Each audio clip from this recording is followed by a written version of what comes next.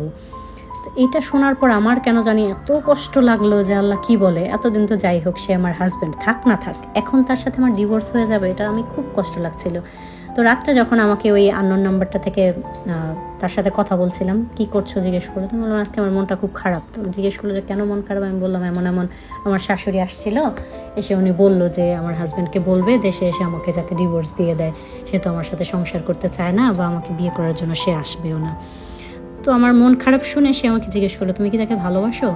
আমি বললাম ভালোবাসি কি না জানি না, তবে আমার জীবনের মানে পুরুষ মানুষ বলতে আমি শুধু তাকেই দেখছি, সে ছোটোবেলা থেকে জানি তার সাথে আমার বিয়ে হবে, তারপরে বিয়ে হলো এবং বিয়ে হওয়ার পরে সেও চলে গেল। যাই হোক সব কিছু মিলেমিশে তো আমার জীবনে পুরুষ মানুষ বলতে আমি শুধু তাকেই জানি।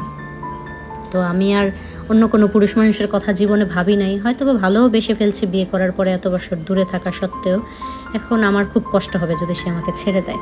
তো তার সাথে এরকম কথাবার্তা শেয়ার করার পরে ওই দিনের পরে ওই নাম্বারটা থেকে আমার সাথে আর কোনো কথা বলা হয় নাই, এবং মানে টোটালি কোনো কথাই বলা হয় নাই। সে আমাকে আর কোনো মেসেজ করে না, আমিও মাঝে মাঝে জিজ্ঞেস করলাম কেমন আছেন বা কি, কোনো রিপ্লাইও আসতো না। তো আমি 2-3বার মেসেজ করার পরে যখন দেখলাম রিপ্লাই আসে না, তখন বাদ দিই, এটা হয়তো বা সে কথা বলতে চাচ্ছে না, এরকম কিছু।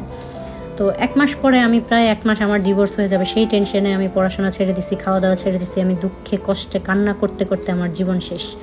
তারপরে একদিন মানে প্রায় 1 মাস পরে আমার দেবর আমাকে ফোন দিয়েছে, ওর আমি যেহেতু এক ভার্সিটিতে পড়ে যে ভাবি তুমি ভার্সিটিতে আসো না কেন, আমি না আসি না। বললো কালকে তুমি অবশ্যই আসবা, তোমার সাথে আমার একটা কাজ আছে। তো কী কাজ আছে? বললো না ইম্পর্টেন্ট কাজ আছে, তোমাকে আসতেই হবে। পরে আমার ফ্রেন্ডকে দিয়েও আবার ফোন দেওয়া হলো। তো দুইজন যেহেতু বলতেছে, আমি বললাম ঠিক আছে, অনেকদিন যাওয়া হয় না, ঘুরে আসি। তো গেলাম, ভার্সিটি থেকে বের হয়ে 2-3টা ক্লাস করে বের হয়ে গেছি, ভালো লাগতেছিল না। তারপরে বের হওয়ার পরে ও বললো যে চলো কফি শপে গিয়ে আমরা বসে কথা বলি।